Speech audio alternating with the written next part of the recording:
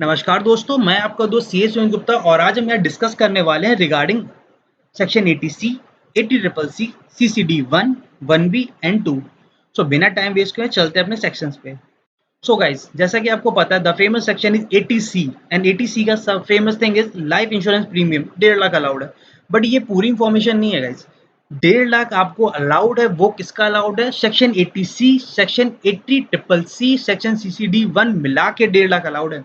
अगर इन तीनों सेक्शन मिला के आपने 10 लाख इन्वेस्ट कर रखा है, लेकिन आपको अलाउ कितना होगा? 1.5 लाख ही अलाउड होगा। अगर आपने 1,30,000 इन तीनों सेक्शन मिला के इन्वेस्ट कर रखा है तो आपको 1,30 ही अलाउड होगा। सो मैक्सिमम 1.5 लाख अलाउड है।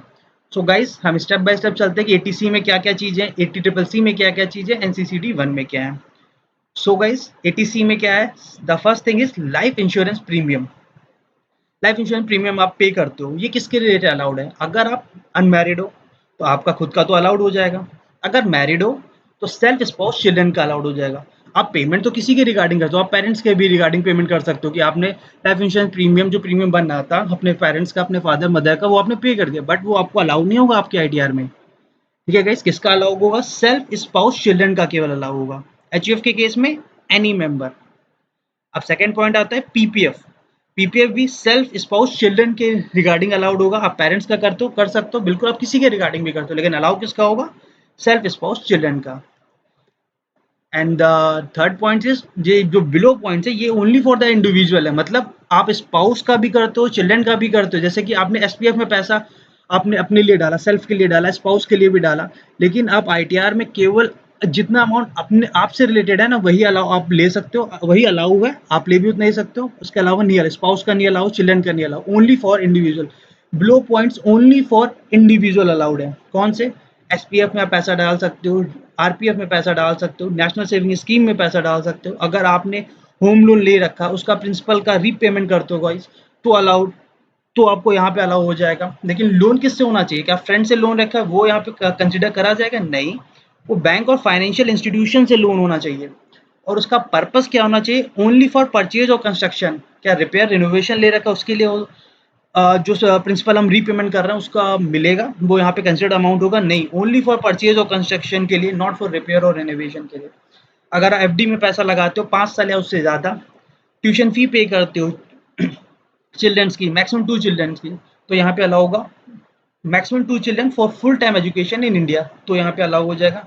अगर आप नाबार्ड में पैसा लगाते हो, सीनियर सिटीजन सेविंग स्कीम में पैसा लगाते हो, यूनिट लिंक इंश्योरेंस प्लान में पैसा लगाते हो, या फिर म्यूचुअल फंड में पैसा लगाते हो, या फिर यूटीआई में पैसा लगाते हो, वो टैक्स सेविंग म्यूचुअल फंड्स होने चाहिए, वो टैक्स सेविंग यूटीआई होनी चाहिए, should be allowed under section 80C का नाम होना चाहिए। और क्या tax saving pension scheme of mutual fund और यूटीआई होना चाहिए। ठीक है गाइस। और the last thing is that stamp duty registration fee करते हो, अगर आप पे करते हो for acquisition of the house property, तो वो भी 80C के अंदर आप ले सकते हो। सो गाइस, ये रहा रिगार्डिंग, और जो जो चीज़ आती है 80C के अंदर वो मैंने यहाँ पे कवर कर लिया। And the next section is 80CCC। 80CCC क्या कहता है? Contribution to pension fund. Pension fund किसके किसके किसके पेंशन फंड में आप लगा सकते हो? एलआईसी के, या फिर अदर इंश्योरेंस कंपनी के। आपको पता है मैक्सिमम अमाउंट कितना? 1.5 लाख। एंड एलिजिबल कौन है? Only individual. आप पैसा स्पाउस के लिए दे सकते हो, लेकिन अलाउड अमाउंट कितना होगा? आप अपने ही अमाउंट जो आपने लगाया है, आपसे ही रिलेटेड है, वही यहाँ अलाउड होगा और किसी का नहीं अलाउ होगा। अब हम चलते हैं अपने नेक्स्ट सेक्शन पे। The next section is 80CCD 1। ये क्या कहता है? Contribution to pension scheme of central government, या फिर न्यू पेंशन स्कीम एनपीएस में, या फिर अटल पेंशन योजना में पैसा लगाते हो तो आपको डिडक्शन 80CCD 1 में अलाउ हो जाएगा। इसके लिए एलिजिबल कौन है? इंडिविजुअल एलिजिबल है। और यहाँ पे दो चीजें हैं, अगर आप एम्प्लॉय हो या फिर अदर एम्प्लॉय हो। एम्प्लॉय के केस में जो भी आपने कंट्रीब्यूशन कर रखा हो, या 10% ऑफ बेसिक सैलरी डीए का लोअर 80CCD 1 में अलाउ होगा इन केस ऑफ एम्प्लॉय।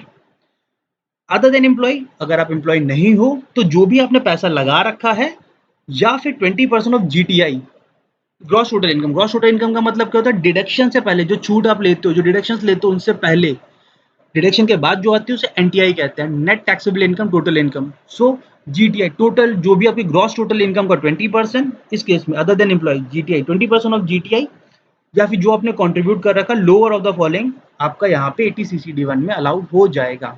ठीक है गाइस। अब हम चलते हैं अपने नेक्स्ट सेक्शन पे। The section is 80CCD 1B। इससे पहले आप इस चीज को ध्यान रखिएगा, 80C प्लस 80CCC CCD1 मिला के 1.5 लाख होता है। तो ये 80CCD1B में काम आएगा। 80CCD1B क्या कहता है? 80CCD1 बताता है कि एडिशनल डायरेक्शन ले सकते हो 50,000। इसके लिए एलिजिबल कौन है? इंडिविजुअल एलिजिबल है। ठीक है गाइस, इसको मैं आपको थोड़ा एग्जांपल से समझाता हूँ। जैसा आपको पता है 80C CCC CCD1 में 1.5 लाख अलाउड है। ठीक है भाई, 80CCD1B जो है ना, वो 80CCD1 का एक्सटेंशन है, इसी का पार्ट है।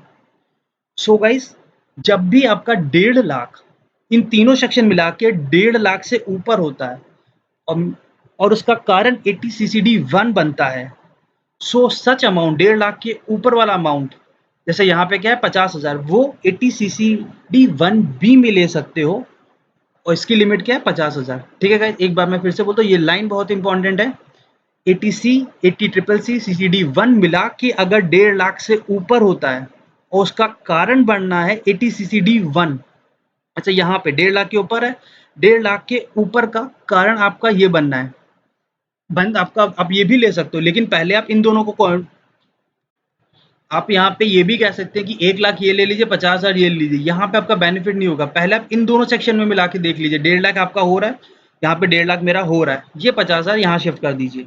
ठीक है गाइस, अब जैसे कि मैं यहाँ सेकंड को एग्जाम्पल में बात करता हूँ, 1 लाख 80C में डाल रखा, 80CCC में कुछ नहीं रखा, 80CCD में 1,30,000 है, तो यहाँ 1.5 लाख के ऊपर का कारण 80CCD1 बनना है, तो यहाँ पे 80,000 आपका ज्यादा है, तो 50,000 आप यहाँ पे ले लो। गाइस, पहले आप कोशिश करो कि इन दोनों में पूरा हो जाए। जैसे कि इन दोनों में मान लीजिए सपोज 1,40 पूरा होता तो बात ही खत्म, कि मतलब 1 लाख यहाँ पे इन्वेस्ट करा, 40,000 यहाँ पे डाला तो बात ही खत्म। लेकिन यहाँ की सिचुएशन जैसे क्या है, एक यहाँ पे 1.5 लाख अलाउड है ना भाई, यहाँ पे तीनों मिला के 1.5 लाख अलाउड है, तो 1.5 लाख मैं ये ले लेता हूँ, इसको मैं इस पार्ट में ले लेता हूँ। ये एक्सटेंशन 1B इसी का पार्ट है, तो इसको मैं 1B में ले लेता हूँ। यहाँ पे क्या 1.5 लाख खत्म हो गया, जो बचा है मैं यहाँ पे ले लेता हूँ, यहाँ पे अपना मैं 50,000 पूरा कर लेता हूँ।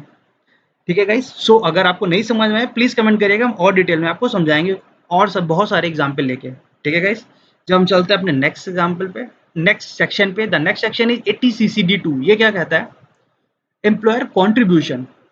अगर एम्प्लॉयर कॉन्ट्रीब्यूशन करता है एनपीएस में एम्प्लॉय ऑफ द बेनिफिट, तो आपको वो अलाउ होगा। इस सिचुएशन में सबसे पहले आप उसको अपनी इनकम में कंसिडर करोगे, फिर डिडक्शन लोगे 80CCD2 में। अब इसके लिए कैलकुलेशन क्या, डिडक्शन के लिए क्या कैलकुलेशन है? Lower of the following allowed, जो भी एम्प्लॉयर कंट्रीब्यूशन है या 10% ऑफ बेसिक सैलरी डीए का लोअर है, वही आप छूट ले सकते हो। और सेंट्रल गवर्नमेंट का जो भी एम्प्लॉय है तो 10% देगा, 14% ले सकते हैं। गाइस, ये रहा सब सेक्शन के सभी सेक्शन जो मैंने आपसे बताया था, 80C 80CC 80CCC 80CCD1 80CCD1B and 80CCD2। Guys, अगर आपको कुछ भी समझ नहीं आता है प्लीज़ कमेंट करिएगा, हम आपकी प्रॉब्लम को रिजॉल्व करने की कोशिश करेंगे। और अगर आपको हमारी मेहनत अच्छी लग रही तो वीडियो को लाइक करिएगा, कमेंट करिएगा, शेयर करिएगा। Thank you very much. जय हिंद।